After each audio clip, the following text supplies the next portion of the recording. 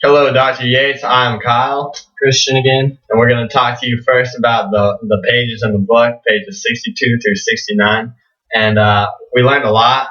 One thing we learned is when we're speaking, we have to show facial expressions. It's more personal to your audience, and it also helps create the connection between your audience.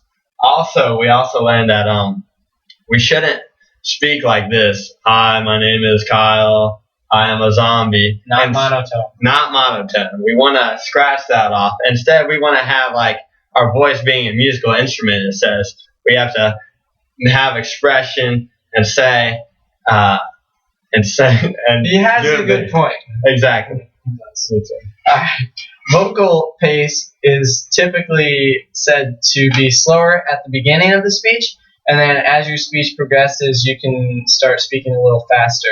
And another thing is the loudness.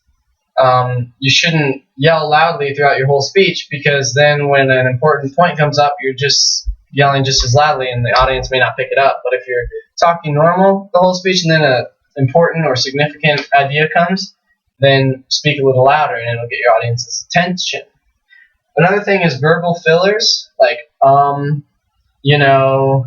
yeah, or stuff like that. A lot of people don't even realize they're saying it, but if you don't practice your speech, you'll end up saying it a lot more. Now we're going to move into the lecture. Me and Christian learned a lot. The first thing we learned is when you're talking to an audience, you need to maintain eye contact. It said to look at them 90% of the time and to look straight in their eyes. That also gives a connection between you and your audience.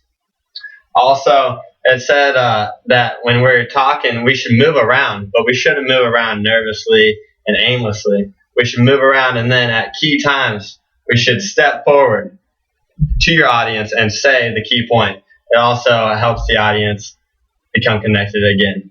Also, when you're speaking, it depends on your environment, but at all times, we need to dress professionally. Not dress like how I'm dressing, dress how he's dressing.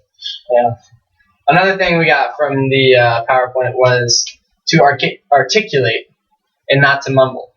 Also, we have to make sure that we enunciate and sound professional. We don't want to be like saying, well, like I just said, like, or give me that, or anything like that. Again, in the lecture, it talked about avoiding verbal fillers, such as stuff like that.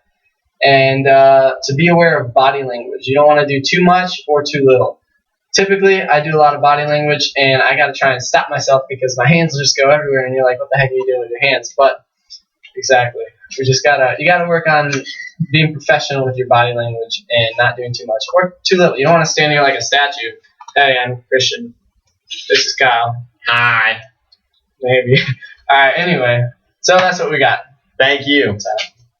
See you later.